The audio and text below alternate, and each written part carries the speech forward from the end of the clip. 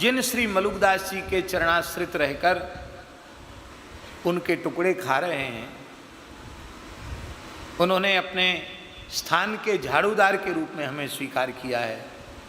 वो श्री मलुकदास जी महाराज मुगल बादशाह शाहजहां ने 500 गांव की जागीर ठाकुर जी को प्रदान की थी।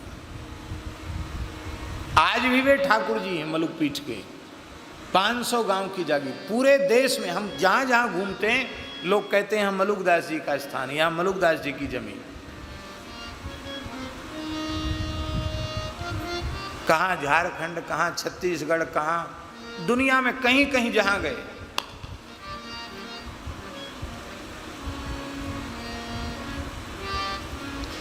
एक अरवी, एक सोने का रथ, सोने की बग्घी, 4 अरवी घोड़े, फकीरे शहंशाह का खिताब।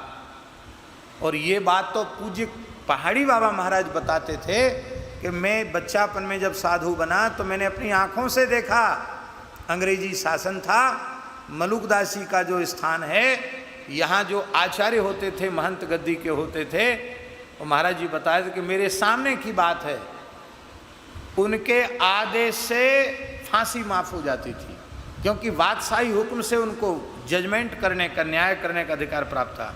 जहाँ आजकल सत्संग भवन है, इसको मलुकदास जी की कचहरी कहा जाता था, उनकी कचहरी थी। उनके आदेश से सजा माफ हो जाती थी, फांसी माफ हो जाती थी, इतना पावर था।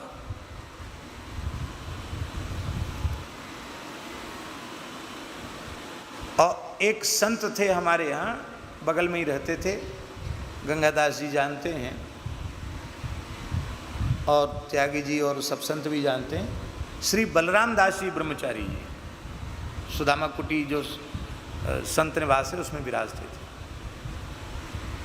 जब ये सत्संग भवन का निर्माण शुरू नहीं हुआ था, तब उन्होंने कहा था कि पुरानी कहावत है, बलराम दास जी महाराज ने कहा था, ब्रह्मचारी जी ने, उन्होंने कहा था कि रसोई में जल भरने की सेवा करने वाले 500 जल भरिया थे मलुकदास जी के रसोई में, ऐसा उन्होंने बताया बलराम दास जी। 500 जल भरिया थे जो केवल जल भरने का काम करते थे रसोई में। सैकड़ों भट्टियां थी और एक खपाटिया कुंज के आगे एक बुर्ज थी जो सन 24 की बाढ़ में खत्म हुई। उस बुर्ज पे एक नगाड़ा रहता था, एक पानी घाट पे नगाड़ा रहता था। बुर्ज में 2 बुर्ज थी मलुकदास जी की, उन बुर्जों पर नगाड़ा बजता था। मध्याह्न में जब ठाकुर जी को भोग लग जाता था तो शाम तक थोड़ी थोड़ी देर में नगाड़ा बजता था, जहाँ तक आवाज़ जाए वहाँ तक के मनुष्य मात्र प्रसाद पाने चले आए। दिन भर प्रसाद होता था, हजारों लोग भोजन करते थे वहाँ नित्य। हम अपने मन में क्या सोचते थे, मन की मलिनता ही कहें इसको, कि कई बातें किंवदंतियों के रूप में प्रचलित होती हैं और फिर वो बढ़ा चढ़ा के भी लोग कह देते हैं। लेकिन जब इधर सत्संग भवन जहाँ बना है, क्षेत्र तो पूरा मलुकदास जी का था, पुराने लोगों ने बेचा, बेचते बेचते सब बेच दिया, हमको तो थोड़ी सी जगह मिली। जब वहाँ खुदाई होने लगी तो कितनी भट्टियाँ निकली लाइन से, जैसे जगन्नाथपुरी में भट्टियाँ, ऐसी भट्टियाँ निकली जमीन में नीचे खोदने में। पुराने कड़े, पुराने तई के वो और लंगड़, ये सब। तो उससे बिल्कुल महाराज जी ने देखा, पूज्य भक्तमाली जी ने, महाराज जी गदगद हो गए, बोले महात्मा झूठ नहीं बोलते, इतने क्षेत्र में इतनी भट्टियाँ और इतना अवशेष, प्राचीन अवशेष मिले हैं, तो इससे प्रमाणित होता कि कितना विस्तार होगा।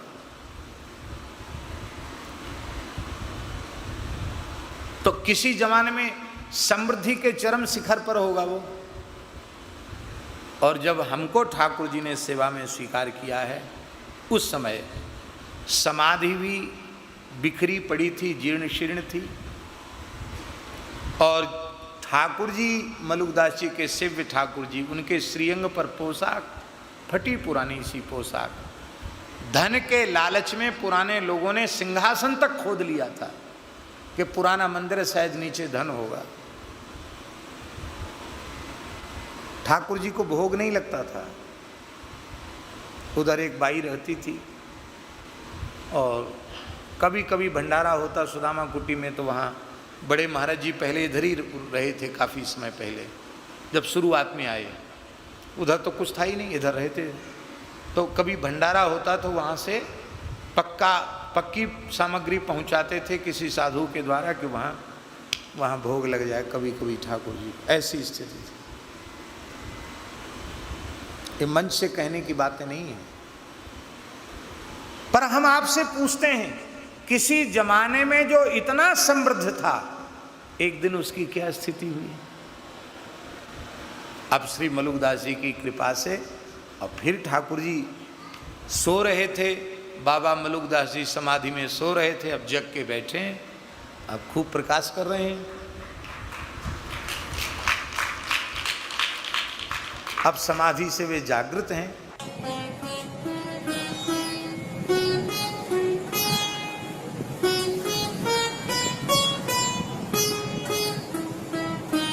श्री सीताराम प्रतिदिन सत्संग एवं दर्शन के लिए श्री महाराज जी के ऑफिशियल चैनल को जरूर सब्सक्राइब करें।